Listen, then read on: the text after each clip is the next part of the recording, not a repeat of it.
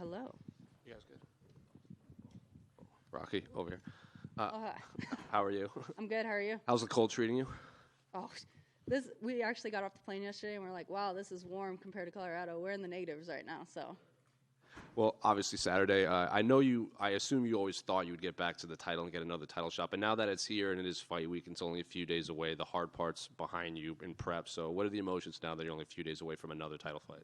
I'm excited. Honestly, for me, like in my mind, like I know the world title's there, but like it's just another fight. It's just another stepping stone. And, you know, this last year has been one of the best years of my life. And so I'm more motivated than ever, completely embracing this journey, and I'm having fun.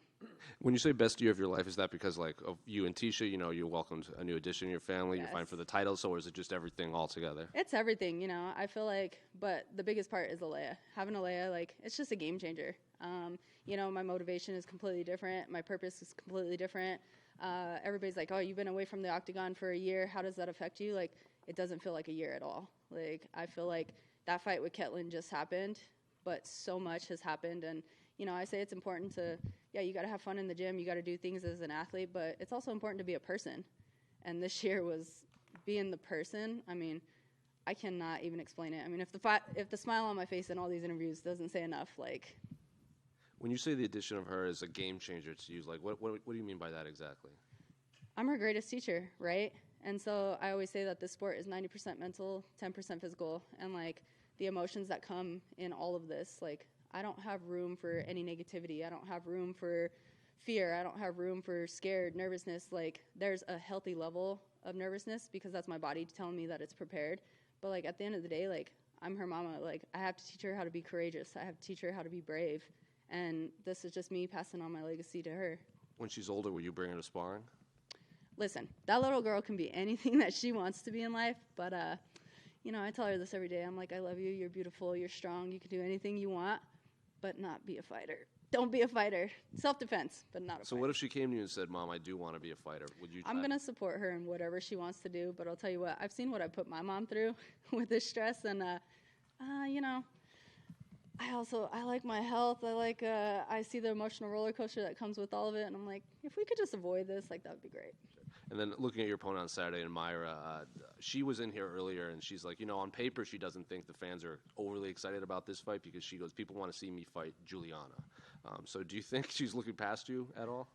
Listen, she's a character, right? All the things that she's saying is, like, really entertaining me. What you just said is completely contradicting to what I've heard that she's saying. At the end of the day, like, I feel like she's talking all the crap. She's trying to say all the things. Sure, maybe the fans want to see her fight Juliana because they both yap a lot. They talk. And so everybody wants to see that. They love the entertainment portion. That's just not who I am. And, you know, I think about the kids and the younger generations and who look up to me, and it's not about talking crap to each other and doing everything. At the end of the day, a fight's a fight. Our fists are going to do the talking. So I don't feel the need to waste the extra energy. And, you know, I mean, I don't know who she thinks she is right now. Like, I've been in this sport for a very long time. I've been in the top 10 majority of my career in the UFC. And, you know, for her to sit here, like, they were trying to find another opponent because Juliana's injured. It was supposed to be me and Juliana. Yeah. So for her to think that it's supposed to be her and Juliana, like, I love the world she's living in her own mind, but she's a little confused. Well, that kind of goes off of my next question. Were you surprised that it was her, and do you think she was the worthy opponent when Juliana wasn't healthy to fight? Yeah, definitely, to say the least. It's just been an interesting journey for me. You know what? I'm gonna give her credit, right? She's here. She's gonna bring a challenge to the table for sure, and I'm not looking past her at all. Like, I think there's a level of respect that you give each and every opponent. That's important. But it's just been interesting how all that played out. When me and Aldana got scheduled, they told me when I originally fought Ketlin, it was for a #1 contender fight. Then all of a sudden that fight passed, and they're like, oh, well, here's the deal. Like, Juliana and Amanda are going to fight again, and so you and Aldana are going to fight again. And it's like, okay, you guys are completely saying totally different to me, and it was frustrating. And then Juliana gets injured, and, like, I'm like, okay, I'm supposed to be next. And then they're like, well, we're going to, you know, pull Aldana up. It makes sense. We want Mexico to take the chance of having another champion, blah, blah, blah. Okay, I hear all the entertainment behind it and everything else, but as an athlete, super frustrating. And then they call me, and they're like, well, would you still want to fight in the main event in May? And it's like, what makes sense? I'm supposed to be fighting a number 1 contender fight. Tell me who makes sense. And they're like, Mayra Buena-Silva. And at this time, I think she was still like 13. And it was like, you guys want to take me from a number 1 contender fight to fighting the number 13 girl in the world. Like, how does that make any sense? And usually I'm down for every single fight, and they know that. But I was like, I'm at a point in my life, like, I'm 35, like, I'm on a mission. And so to me, it didn't make any sense. And then I wake up to headlines the next day, and it's like, clash of the top 10, Mayra Buena-Silva versus Holly Holm. So you guys bumped her for promoting, or what the hell happened there? And then, of course, she beats Holly Holm, so then she gets bumped. Like, the rankings are interesting, but you know what? She's here now, and so it is what it is. You're coming into this fight off a bit of a layoff. Is there anything in particular you've worked on in the gym that maybe you're looking to show on Saturday, or anything that you've worked on that you're excited to kind of put out there? Yeah, I've talked a lot about the toolbox that I have. You know, I got categorized as a striker and as a brawler. You know, I'm a well-rounded mixed martial artist. And so my biggest thing this fight camp, we've done the work. We've done everything that we've needed to. We've prepared in all the ways. But my biggest thing as a person and as an athlete was to slow down and actually open up that toolbox. I have not had the opportunity, or I go back to the drawing board every time and I reset, or I look at things in my fights and I'm like, oh, I should have done this or whatever. Like, there's always more expectation from myself, and I get frustrated. And so my biggest thing this camp was just completely like having fun and opening that toolbox. And, you know, it's super exciting because not only am I recharged as an individual and like just being a brand new mom and a different motivation, but like I found a different side of me in the gym, and I can feel it in my entire being. Like, I'm just so excited to showcase that to the world.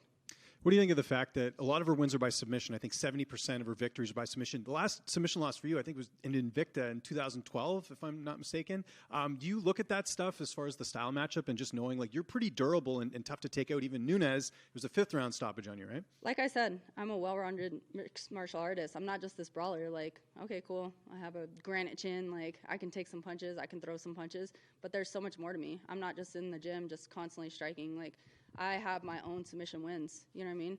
Like, when I decide to make my mind and put my mind to whatever it is, I truly feel like I'm going to accomplish that. And so there's some days that I've come in and I'm like, oh, okay, I've taken short notice fights and I'm exhausted, and I've gone for the submission and I got those submission wins. When I fought Ashley Evans Smith, like, there was no way that fight was going to go another round. That cut was completely to my skull, and they were going to stop it. And it was just like, I heard my coaches yell urgency. I seen the blood pouring, and I was like, I have to go.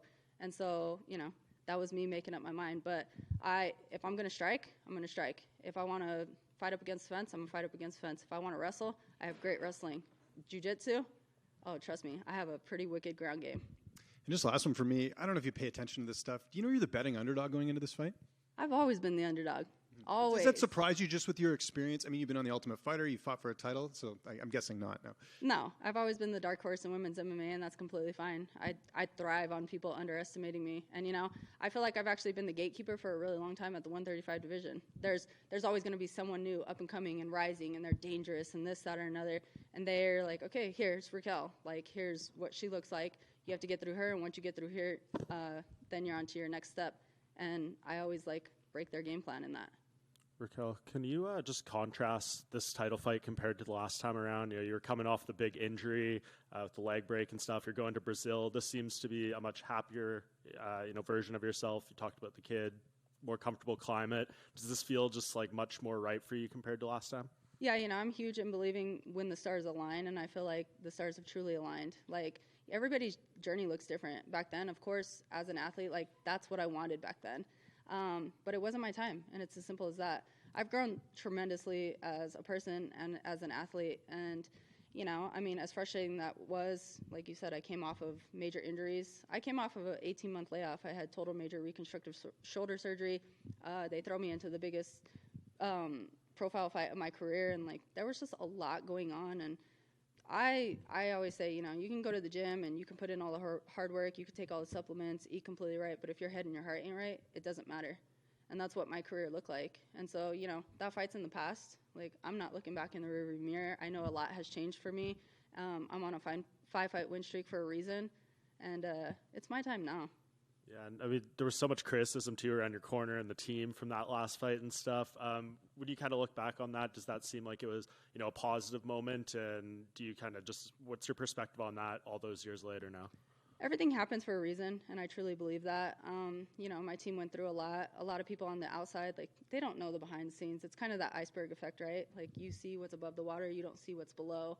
And the things that happened in that fight and what was said in my corner and the decisions that were made, like, those guys, I don't just choose different coaches every other day or like, oh, hey, you're available this weekend, can you corner me? Like, we're a second family. We're built on trust and loyalty, and like, that's something huge to me. And my coaches know me better than I know myself sometimes. And they know the athlete I am. So the decisions that were made, like, I 100% stand behind that.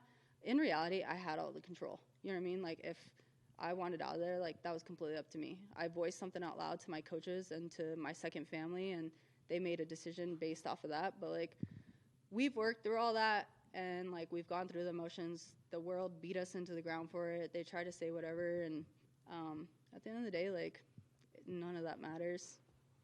And just last one for me. This is just the second women's bantamweight title fight ever that hasn't featured Amanda Nunes or Ronda Rousey. The other one was Misha and Holly. And you've been here through all of that. What does it kind of say that, you know, Amanda, Ronda are long gone at this point, and here you are fighting for a belt again? Yeah, you know, I mean, I've been asked so many different questions, and of course Amanda's forever going to have her credit. Ronda's forever going to have her credit. They've done some wonderful things, and props to them. But at the end of the day, like, Amanda made her choice, and she retired, and, like, the chapter's closed. Like, it's up for grabs again. And there's so much worthy talent in this division and whatnot, and my time is now. But the same way that everybody felt a void when Ronda left, and then Amanda came in and replaced that, now everybody feels a void when Amanda's gone, and, like, now I get to come in and replace that. And everybody's journey is going to look different. Everybody's success is going to look completely different. Raquel, right here to your right. Just kind of building off that a little, I know you said it's in the rear view, but is there any part of you that wishes this second title opportunity could have come against Amanda so that you could have, you know, taken what you've built over the years since that and kind of gotten that one back? 100%. 100%. But, you know, I mean, everything happens for a reason, and so who knows? Maybe Amanda, like, isn't fully done. I mean, Ronda said she was done, and then Ronda came back and tried to give it another shot. You never know what's going to happen, but at the end of the day, we're here now. My opponent is Bueno Silva, and that's what I'm looking forward to, and, you know, just being me and going out there and accomplishing my ultimate goal. Is it more difficult to follow in the footsteps of a dominant champion like this? Like, do you feel like you're going to have to really go out and get a few title defenses and really put your stamp on the division? You know what? I feel like I just need to simply be me. Like I said, everybody's journey is completely different. Nobody's going to look the same. You know, everybody has their own successes in their absolute own way. And for me, like, this is just 14 years of hard work, sweat, tears, the blood, sweat, tears, dedication, like, everything, the climbing up, the falling down, like, it's all just coming together, and, like, that belt is just a resemblance of that. But for me, like, I've honestly already won in life. Like, I am truly blessed. I'm thankful to be here. Like, I live a really cool life. I have an amazing opportunity to do this. And at the end of the day, like, it's just me continuing to build my legacy and have something to pass on to my daughter. Thank you. Raquel, love the hat. Thanks. Is that a custom dealie, or is that a official merch? You going to plug that, or? Yeah, I made these, I think it was last Pride Month. I had these for sale, but these are my Team Rocky swag, so they were a limited edition. My flight got all jacked up yesterday, and I absolutely lost my luggage, so kind of just hanging out. I'm like, all right, we got to cover the hair and do all the things. That's good. It's a good look. Thanks. Regarding the hat, then, what are your thoughts on being the co-main event to a headliner featuring Sean Strickland, a guy who's made some controversial, I'd say, offensive comments about the gay and lesbian community? I mean, do you have any feeling about that? You know what? Everybody's always going to have an opinion, right? What do they say? Opinions are like buttholes. Everyone has one. So he has one, and that's his opinion. At the end of the day, like, it doesn't affect my life, and it's never going to affect my life. And in reality, like, I'm not even paying attention to the outside noise. It's all outside noise. It doesn't matter to me. I feel like the world is the way it is because people make their comments and do all the stupid stuff. But, you know, it's what keeps it interesting. So I personally don't care. I'm focused on my ultimate goal. I'm focused on myself. And, like, I can't even tell you who else is on the card because that's how focused I am on just what I'm going to do. Thanks. And any pick for the main event, then? Yeah, not Sean Strickland. I'm just kidding.